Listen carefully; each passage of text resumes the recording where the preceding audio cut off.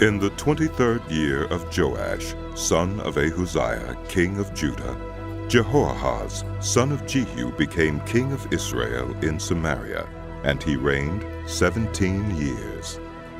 He did evil in the eyes of the Lord by following the sins of Jeroboam, son of Nebat, which he had caused Israel to commit, and he did not turn away from them. So the Lord's anger burned against Israel, and for a long time he kept them under the power of Hazael, king of Aram, and Ben-Hadad, his son. Then Jehoahaz sought the Lord's favor, and the Lord listened to him, for he saw how severely the king of Aram was oppressing Israel. The Lord provided a deliverer for Israel, and they escaped from the power of Aram.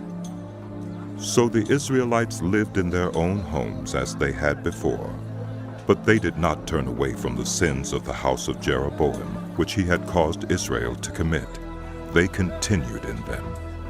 Also, the Asherah pole remained standing in Samaria. Nothing had been left of the army of Jehoahaz except 50 horsemen, 10 chariots, and 10,000 foot soldiers, for the king of Aram had destroyed the rest and made them like the dust at threshing time. As for the other events of the reign of Jehoahaz, all he did and his achievements, are they not written in the book of the annals of the kings of Israel? Jehoahaz rested with his ancestors and was buried in Samaria, and Jehoash, his son, succeeded him as king. In the 37th year of Joash, king of Judah, Jehoash, son of Jehoahaz, became king of Israel in Samaria, and he reigned 16 years.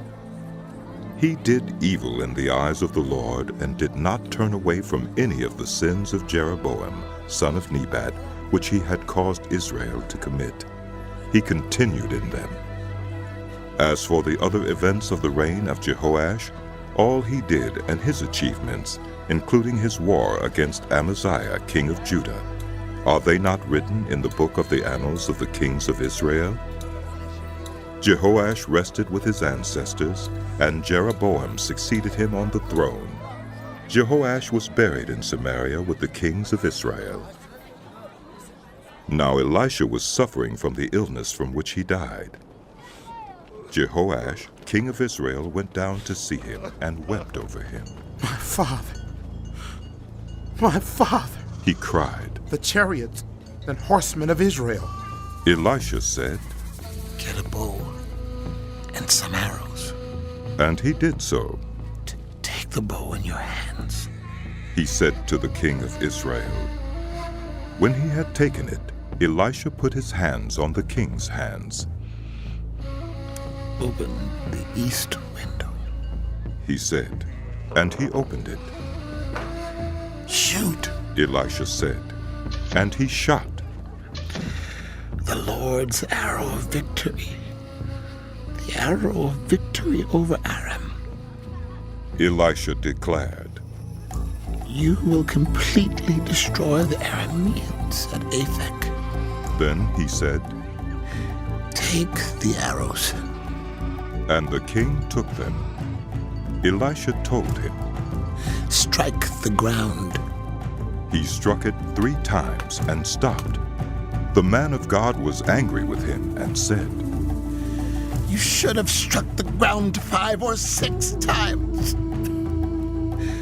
Then you would have defeated Aram and completely destroyed it. But now you will defeat it only 3 times. Elisha died and was buried. Now Moabite raiders used to enter the country every spring. Once, while some Israelites were burying a man, suddenly they saw a band of raiders, so they threw the man's body into Elisha's tomb. When the body touched Elisha's bones, the man came to life and stood up on his feet. Hazael, king of Aram, oppressed Israel throughout the reign of Jehoahaz.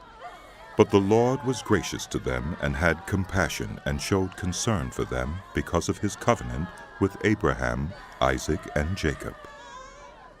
To this day, he has been unwilling to destroy them or banish them from his presence. Hazael, king of Aram, died, and Ben-Hadad, his son, succeeded him as king. Then Jehoash, son of Jehoahaz, recaptured from Ben-Hadad, son of Hazael, the towns he had taken in battle from his father Jehoahaz. 3 times Jehoash defeated him, and so he recovered the Israelite towns.